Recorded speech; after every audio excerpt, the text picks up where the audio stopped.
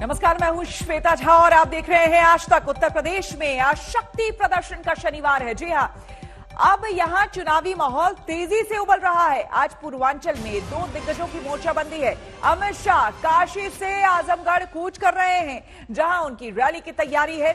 आपको बता दें कि अखिलेश यादव योगी के शहर यानी कि गोरखपुर में विजय यात्रा निकालने जा रहे हैं। वो कुशीनगर में रैली भी करेंगे। तो आपको बता दें, आज भारतीय राज्यसभा सम्मेलन में शामिल होंगे अमित शाह। वाराणसी के दीनदयाल हस्तकला संकुल में कार्यक्रम वहां होने वाला है।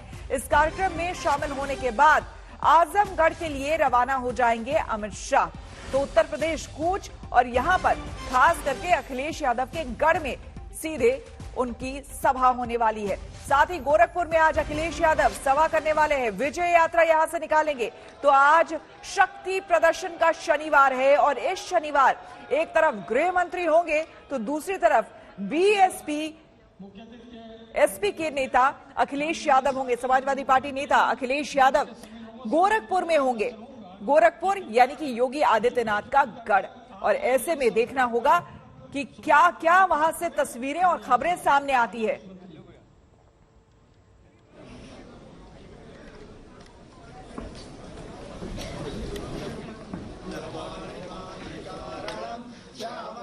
आपको बता दें कि आजमगढ़ से अभिषेक मिश्रा हमारे साथ जुड़ रहे हैं, जो कि हमें तमाम जानकारी देंगे। अभिषेक, हम आएंगे आपके पास थोड़ी ही देर में, लेकिन उससे पहले देख लेते हैं एक रिपोर्ट। कहीं ना कहीं ये जो बैठक है वो कई मायनों में महत्वपूर्ण मानी जा रही है। 2022 में बीजेपी का मिशन जिस तरीके से 300 के पार है, उसे पूरा करने की दृष्टि से न सिर्फ ये बैठक महत्वपूर्ण लगती है, बल्कि पूर्वांचल में जिस तरीके से न सिर्फ बीजेपी और समाजवादी पार्टी के साथ साथ कांग्रेस भी सक्रिय नजर आती है, प्रधानमंत्री के संसदीय क्षेत्र में इस बैठक के जरिए कहीं ना कहीं उन तमाम चीजों को साधने की कवायद है। और 403 विधानसभा सीटों पर बीजेपी 2022 की चुनौती को रिकॉर्ड मत के साथ पार करने की रणनीति के साथ अमित शाह की नेतृत्व में इस बैठक को कर रही है। सीएम योगी की मौजूदगी में अमित शाह ने प्रदेश भर से आए पदाधिकारियों को जीत का मंत्र दिया और बताया कि कैसे जनता के बीच मोदी और योगी सरकार के काम को ले जाकर बीजेपी की बड़ी जीत की राह आसान बनाना है। 2014, 2017, 2019 में जीत का मंत्र देने वाले अमित शाह ने 2022 में 300 प्लस की रणनीति तय की। विधानसभा प्रभारियों को जिम्मेदारियों की बारीकी जानकारी दी। 2017 के विधानसभा चुनाव में वो अमित शाह की ही रणनीति थी, जिसने यूपी में विरोधियों को चौंकाते हुए बीजेपी की जीत के सारे रिकॉर्ड तोड़ दिए। एक बार फिर अमित शाह उसी रणनीति के साथ यूपी के चुनावी मैदान में उतर आए हैं और एक एक बूथ पर बीजेपी को मजबूत करने के मिशन में लग गए हैं। कार्यकर्ता ही पन्ना प्रमुख है, चाहे कितना ही बड़ा नेता है, प्रदेश का हो, क्षेत्र का हो या राष्ट्र का हो, उसको अपना 60 वोट का काम करना ही है। 60 वोटर के पास जाना है, यानी कि 12-15 घर पर उसको जाना है और 12-15 घर का वोट जब वो पका लेगा तो निश्चित सुनिश्चित जीत हमारी होगी। अमित शाह के मिशन यूपी का सबसे पहला टारगेट पूर्वांचल है, जहां पिछले चुनाव में बीजेपी ने शानदार प्रदर्शन किया है। पार्टी को भरोसा है कि अगर पूर्वांचल में एक बार फिर बीजेपी की लहर रहती है तो बीजेपी को दोबारा सत्ता में आना तय है। पूर्वांचल के वाराणसी में पहुंचकर गृह मंत्री अमित शाह ने कार्यकर्ताओं और विधानसभा प्रभारियों को जीत का मंत्र दिया। बूथ को मजबूत करना, इसके साथ ही साथ पम्मा प्रमुख की भूमिका और सरकार के कामों को जनता तक ले जा करके ही 2022 की चुनौती को पार किया जा सकता है। साफ है कि 2022 का चुनाव बीजेपी की साख का सवाल है। यही कारण है कि पदाधिकारियों की इस बैठक में साफ तौर पर अमित शाह ने बूथ को मजबूत करते हुए रणनीति के साथ 2022 की लड़ाई को जीतने का संदेश दिया है। उधर विरोधी पार्टियां भी पूर्वांचल के सहारे यूपी में बदलाव की उम्मीद पाले बैठी हैं। अखिलेश बार बार पूर्वांचल का दौरा कर रहे हैं और आज योगी के गढ़ गोरखपुर से वो अपनी रथ यात्रा आगे बढ़ाएंगे। अमित शाह के यूपी दौरे के बीच समाजवादी पार्टी के नेता दावा कर रहे हैं कि यूपी की जनता ने परिवर्तन का मन बना लिया है। महंगाई है, बेरोजगारी है, और तब जब देश के प्रधानमंत्री यूपी से हैं, देश के राष्ट्रपति यूपी से हैं, देश के रक्षा मंत्री यूपी से हैं, सबसे ज्यादा लोकसभा जीते, सबसे ज्यादा विधानसभा जीते, और जनता क्या दे सकती थी। तो लोकतंत्र में जब इतना सम्मान दिया है भारतीय जनता पार्टी को, तो इस बार वही जनता सवाल करेगी और इनका सफाया भी करेगी। वहीं प्रियंका गांधी को भी यूपी में कांग्रेस की जमीन मजबूत करने की उम्मीद पूर्वांचल से है। यही वजह है कि चुनावी माहौल बढ़ने के साथ ही प्रियंका पीएम मोदी के संसदीय क्षेत्र वाराणसी और गोरखपुर में अपनी सभाएं कर चुकी हैं। साफ है कि सत्ता पाने के लिए पूर्वांचल पर हर सियासी पार्टियों की नजर है, क्योंकि माना जा रहा है कि जो पूर्वांचल में जीत हासिल करेगा यूपी में उसकी जीत होगी। वाराणसी से रोशन जायसवाल के साथ अभिषेक मिश्रा, आज तक। और सीधे हम अभिषेक के पास चलते हैं, जो कि इस वक्त आजमगढ़ में हमारे साथ मौजूद हैं।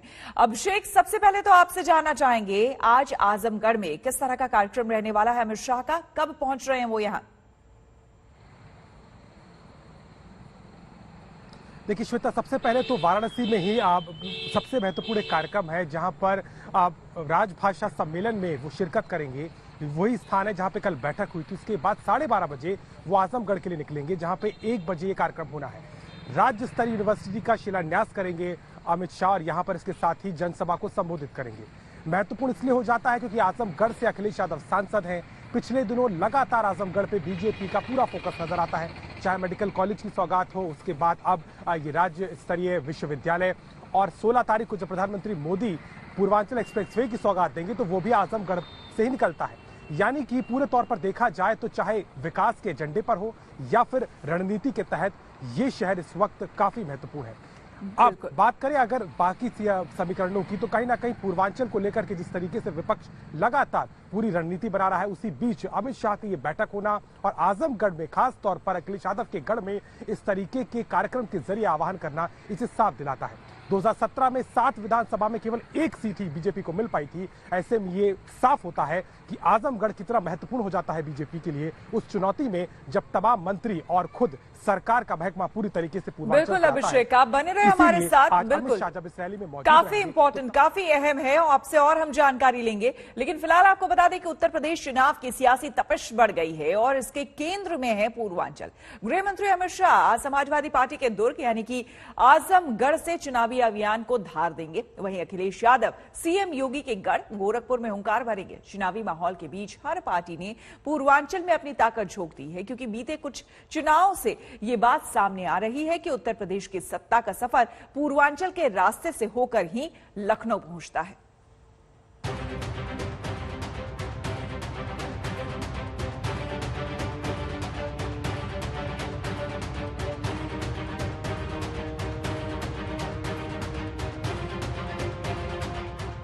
एक्सप्रेसवे वाला विकास,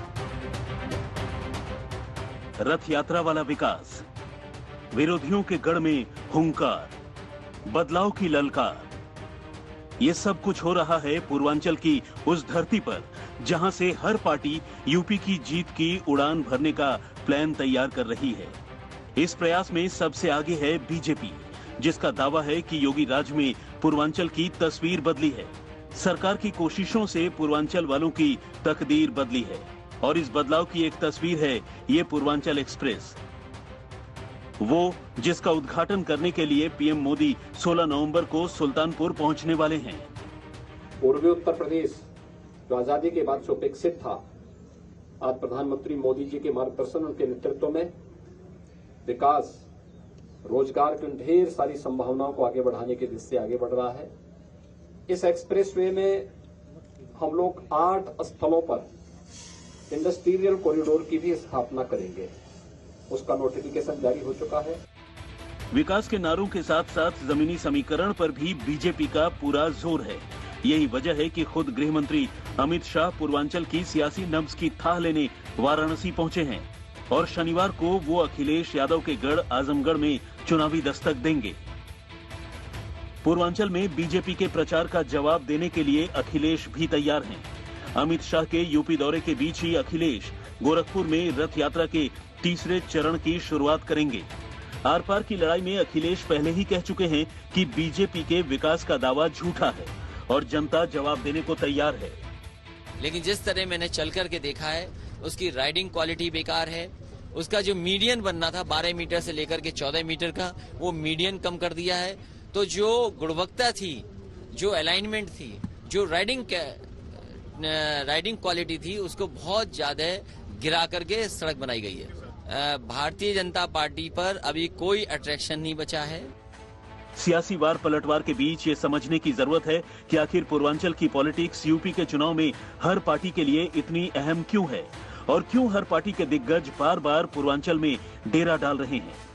बनारस से प्रधानमंत्री नरेंद्र मोदी आते हैं, वहीं दूसरी तरफ गोरखपुर जो गढ़ है योगी आदित्यनाथ का, तो यकीनन इस वजह से बीजेपी का ज्यादा फोकस पूर्वांचल पर है। और 2014 हम ले ले लोकसभा, 2017 विधानसभा ले लें या 2019 लोकसभा ले लें, तीनों ही समय में बीजेपी ने बाकी तमाम पार्टियों को बहुत पीछे ढकेलते हुए बहुत अच्छा प्रदर्शन पूर्वांचल के इलाके में किया। यही वजह कि उसको अभी 2022 में भी बहुत ज्यादा उम्मीदें हैं, क्योंकि 164 सीटें विधानसभा के इसी पूरे की पूरे इलाके से आती हैं और उन सीटों को गंवाना नहीं चाहती। वो चाहती है 2017 जैसा ही प्रदर्शन करे।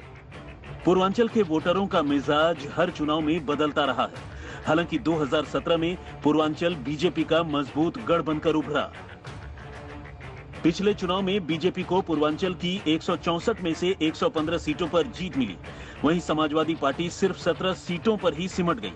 पूर्वांचल में बीएसपी को 14 और कांग्रेस को 2 सीटें मिली थी। वहीं इससे पहले 2012 के चुनाव में पूर्वांचल ने समाजवादी पार्टी को बम्पर जीत दिलाई थी। उस चुनाव में समाजवादी पार्टी ने पूर्वांचल की 102 सीटें जीती थी। साफ है, पूर्वांचल का सियासी रुख यूपी की सत्ता की दिशा तय करता है। यही वजह है कि पूर्वांचल पर पार्टियों ने पूरा जोर लगा रखा है ताकि यूपी में जीत की राह आसान हो सके। सुल्तानपुर से चित्रा त्रिपाठी के साथ आलोक श्रीवास्तव, आज तक। अभिषेक के पास सीधे हम चलते हैं, जो कि आजमगढ़ से हमारे साथ बने हुए हैं। अभिषेक, पूर्वांचल क्यों महत्वपूर्ण है, इसके बारे में अभी अभी हमने लोगों को बताया भी, लेकिन कहीं ना कहीं यही एक बड़ी वजह है कि 2017 में जो बीजेपी को बम्पर जीत यहां पर मिली थी, उसी को कायम रखने के लिए आज यहां पर यूनिवर्सिटी की आधारशिला भी रखी जाएगी। और एक तरह से अखिलेश यादव और बीएसपी कहीं ना कहीं, ठीक है, अभी वो एक तरह से ऑलमोस्ट गौण नजर आ रही है, लेकिन उसे भी साधने की कोशिश। बिल्कुल श्वेता, और पूर्वांचल की खास बात यह है कि पिछली जितनी भी स्थिर सरकारें उत्तर प्रदेश में आई हैं, उसका जनाधार पूर्वांचल से ही आता है। 2007 में भी बीएसपी की जो सरकार बनी, पूर्ण बहुमत थी, वो इसलिए क्योंकि पूर्वांचल पर बीएसपी ने कब्जा किया था। 2012 में ये स्थिति अखिलेश यादव के साथ थी, जब मुलायम सिंह यादव के नेतृत्व में जो चुनाव हुआ था और बाद में अखिलेश मुख्यमंत्री बने, तो वहां भी कहीं ना कहीं पूरा फायदा एसपी को मिला था। लेकिन 17 में तस्वीर बदल गई। 115 सीटों के साथ बीजेपी ने जो मार्जिन खड़ा कर दिया, उसने समाजवादी पार्टी को 17 पे लाके खड़ा कर दिया। केवल आजमगढ़ को छोड़ दिया जाए, जौनपुर और आसपास की 2-4 और सीटें, तो कहीं ना कहीं बीजेपी ने पूरी तरीके से यहां पर अपना वर्चस्व कायम किया था। लेकिन अब समीकरण बदल रहे हैं, क्योंकि पश्चिमी उत्तर प्रदेश में जिस तरीके का दंज झेल रही है बीजेपी, उसको उम्मीद है कि अगर पूर्वांचल को बचाए रखेंगे तो तभी नैया पार हो सकती है। कार्यक्रम हो, शिलान्यास हो, चुनावी रणनीति हो, पूरा फोकस इस वक्त यहीं पर है। और आजमगढ़ में जब राज्य विश्वविद्यालय का शिलान्यास करेंगे अमित शाह, तो ये बात जरूर रखेंगे कि पूर्वांचल को सरकार ने क्या दिया। सारी बातें गिनाई जाएंगी और उसके साथ ही साथ संगठन के स्तर पर भी यहाँ के कार्यकर्ताओं ने जो काम किया है उसको भी कहीं ना कहीं गिनाया जाएगा। क्योंकि खुद मुख्यमंत्री भी गोरखपुर से आते हैं और आज अखिलेश यादव वहां पे मौजूद हैं, तो एक अलग ही रणनीति और एक अलग ही समीकरण आज दिखाई देगा। लेकिन ये साफ है कि पूर्वांचल का ही वो रास्ता है जो बीजेपी की 300+ की नैया को पार लगाएगा, चाहे कार्यक्रमों के जरिए हो, रणनीति के जरिए हो। इसलिए पूरा का पूरा महकमा फिलहाल पूर्वांचल में ठहरा हुआ नजर आ रहा है। बिल्कुल, बहुत बहुत शुक्रिया आपका अभिषेक तमाम जानकारी के लिए। और इस बीच आपको बता दें कि सुल्तानपुर से बीजेपी अपने मिशन पूर्वांचल के लिए धमाकेदार अंदाज में चुनावी बिगुल बजाने वाली है। आसमान पर विमानों की गूंज से ये इलाका हिलने वाला है, तो वहीं जमीन पर यहां की जनता को एक्सप्रेस वे का तोहफा मिलने वाला है। 16 नवंबर को प्रधानमंत्री मोदी योगी सरकार की महत्वाकांक्षी योजना पूर्वांचल एक्सप्रेस वे का उद्घाटन करेंगे, जिसका ट्रेलर यहां कल देखने को मिला।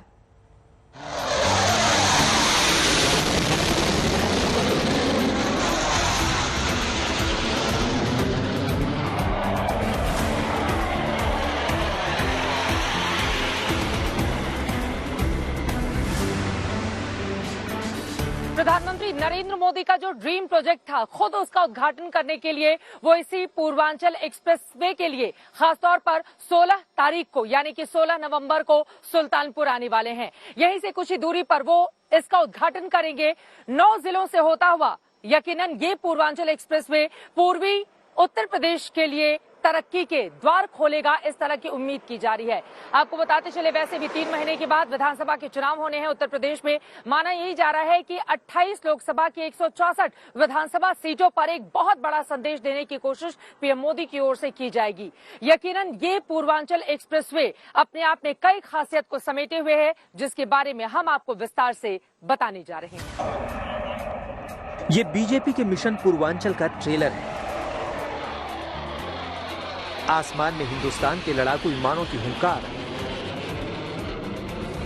देश की ताकत का एहसास कराते फाइटर जेट।